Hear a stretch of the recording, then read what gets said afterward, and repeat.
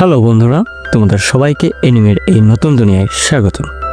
তো আমরা এই এপিসোডের শুরুতে দেখতে পারি ওসাতো ঘুম থেকে উঠেছে এবং সে বলে তার মনে হয়েছিল সব কিছু হয়তো একটা স্বপ্ন ছিল, কিন্তু সে সত্যিই অন্য একটা জগতে এসে গেছে। ঠিক তখনই তাকে বলা হয় যে কেউ তার সাথে দেখা করতে এসেছে। ঠিক তখনই পেছন থেকে কাজুকি এবং সুজুনে সেনপাই, যাকে আমরা নামে চিনি, তারা ওসাতোকে সুস্থ দেখে খুব খুশি হয়। ওসাতোও বলে যে সেও খুব খুশি, কিন্তু হঠাৎ তার মনে পড়ে যায় যে আজ থেকে তার প্রতিদিনের ট্রেনিং শুরু হতে যাচ্ছে। এটা মনে পড়তেই তার মুখটা মলিন হয়ে যায়। তবুও সে বলে যে সে কিছু ভালো কাজ করতে চায় এবং কারো কাজে লাগতে চায়। এটা শুনে কাজুকি এবং সুজুনে বলে যে আজ থেকে তাদেরও ট্রেনিং শুরু হচ্ছে। তখন কাজুকি ওসাতোকে ধন্যবাদ জানায়, কারণ ওসাতোর জন্যই সে সিদ্ধান্ত নিয়েছে যে সে এখান থেকে কঠোর পরিশ্রম শুরু করবে। সুজুনেও এতে সম্মতি দেয়। এরপর তারা দুজনে চলে যায়। তাদের চলে যেতে দেখে ওসাতো বলে যে তাকে এতটাই শক্তিশালী হতে হবে যে সে তাদের সাহায্য করতে পারে। ঠিক তখনই পেছন থেকে রোজ এসে দাঁড়ায়।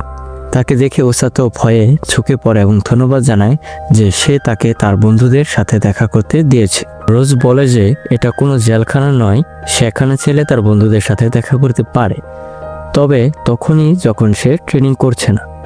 এরপর রোজ ওসাতোকে একটি ডায়েরি দেয়, যেখানে সে তার প্রতিদিনের কার্যক্রম লিখে রাখতে পারে, যা ভবিষ্যতে তার অনেক কাজে লাগবে। এরপর দেখানো হয় ট্রেনিংয়ের প্রথম দিন, যেখানে ওসাতো মেডিটেশন করছে। পাশে দাঁড়িয়ে রোজ বলে এইভাবে মেডিটেশন করলে সে নিজের ভেতরের মানা অনুভব করতে পারবে। এরপর সেই মানা ব্যবহার করার ট্রেনিংও করা হবে। কিছুক্ষণ পরে রোজ তাকে একটি বই পড়তে দেয়। ওসাতো বলে যে সে এখনকার ভাষা জানে না, কিন্তু রোজ বলে একবার বইটা খুলে দেখতে। বই খুলতে ওসাতো অবাক হয়ে যায়, কারণ সে ভেতরের লেখা পরিষ্কারভাবে বুঝতে পারছে। রোজ তখন বলে যে এখানে যাদের সুমন করা হয়েছে তাদের প্রত্যেকের মাঝে একটা বিশেষ ক্ষমতা থাকে। এরপর সে বোঝায় যে তাদের কিংডমের ঠিক সামনে রয়েছে ডেমন টেরিটর, যার কারণে ডেমনরা প্রায়ই কিংডমে আক্রমণ করে। এর বইয়ের মধ্যে ডেমন টেরিটরিতে থাকা সব ধরনের ডেমন সম্পর্কে তথ্য লেখা আছে, যা ওসাতোর জন্য জানা খুবই জরুরি। তাই সে মন দিয়ে বই পড়তে শুরু করে। এরপর দ্বিতীয় দিনে রোজ তাকে সারাদিন দৌড়াতে বলে। এর ফলে সে নিজের ভেতরে মানা আরও ভালোভাবে অনুভব করতে পারে। তৃতীয় দিনে দৌড়াতে দৌড়াতে ওসাতো পড়ে যায়, কারণ তার পায়ে চোট লাগে। এটা দেখে রোজ তার পায়ে জোরে আঘাত করে। ব্যথায় ওসাতো মাটিতে গড়াগড়ি খেতে থাকে, কিন্তু পরক্ষণেই সে অনুভব করতে পারে যে পায়ের ব্যথা পুরোপুরি সেরে গেছে। তখন রোজ বলে যে সে তার ব্যথা হিলিং ম্যাজিক দিয়ে সারিয়ে দিয়েছে। এরপর বলে এমনভাবে দৌড়াও যেন আজ তোমার জীবনের শেষ দিন। যদি আজ তুমি মরে যাও, তবুও আমি তোমাকে আবার বাঁচিয়ে তুলব, তাই শুধু তুমি দৌড়াতে থাকো। তো চতুর্থ দিনে আমরা দেখতে পাই ওসাতো অন্যদের সাথে দৌড়াতে শুরু করে, কিন্তু তারা এত দ্রুত যে একে একে তাকে পিছনে ফেলে দেয়। পঞ্চম দিনও সে সারাদিন দৌড়ায়, কিন্তু ষষ্ঠ দিনে ভারী বৃষ্টির মধ্যে দৌড়াতে গিয়ে তার পা পিছলে যায় এবং সে পড়ে যায়।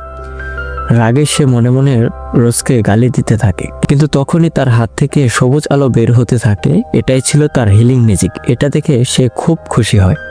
সপ্তম দিনে আবার রোজ তাকে লাথি মারে, কারণ সে দৌড়াতে গিয়ে আবার পড়ে গিয়েছিল। রোজ বলে যে সে ট্রেনিংয়ের কঠিনতা আরও বাড়াচ্ছে। এটা বলেই সে ওসাতোকে তুলে আকাশে ছুঁড়ে ফেলে। অষ্টম এবং নবম দিনেও একইভাবে সে পড়ে যায় এবং তার শরীরে প্রচণ্ড ব্যথা হয়, কিন্তু পরক্ষণেই তার হিলিং ম্যাজিক সক্রিয় হয়ে সব ব্যথা দূর করে দেয়। তখন সে বুঝতে পারে তার এই ক্ষমতা কতটা গুরুত্বপূর্ণ। আমরা দশম দিনে দেখতে পাই ওসাতো বলে যে এখন সে নিজের ইচ্ছামতো হিলিং ম্যাজিক ব্যবহার করতে পারে, কিন্তু সে এখনও সারাদিন শুদ্ধ দৌড়ায়। 11তম দিনে তাকে পুশ আপ করতে দেখা যায়। ক্লান্ত হয়ে পড়লে সে নিজের হিলিং ম্যাজিক ব্যবহার করে। রোজ তখন বলে যে এই কঠোর ট্রেনিংয়ের উদ্দেশ্য হলো যাতে সে যুদ্ধক্ষেত্রে দ্রুত দৌড়ে গিয়ে আহত সঙ্গীদের কাছে পৌঁছায়, তাদের হিল করতে পারে। এটা শুনে ওসাতো নতুন করে অনুপ্রেরণা পায় এবং আরও জোরে ট্রেনিং করতে থাকে। এভাবেই ট্রেনিং করতে করতে কয়েক সপ্তাহ কেটে যায় এবং ওসাতো ধীরে ধীরে আগের চেয়ে অনেক বেশি শক্তিশালী হয়ে ওঠে। তো আমরা পরবর্তী এপিসোডের জন্য এই চ্যানেলটাকে সাবস্ক্রাইব করে রাখবো। দেখা হচ্ছে পরবর্তী এপিসোডে। সে পর্যন্ত আমাদের সাথে যুক্ত থাকুন। ধন্যবাদ।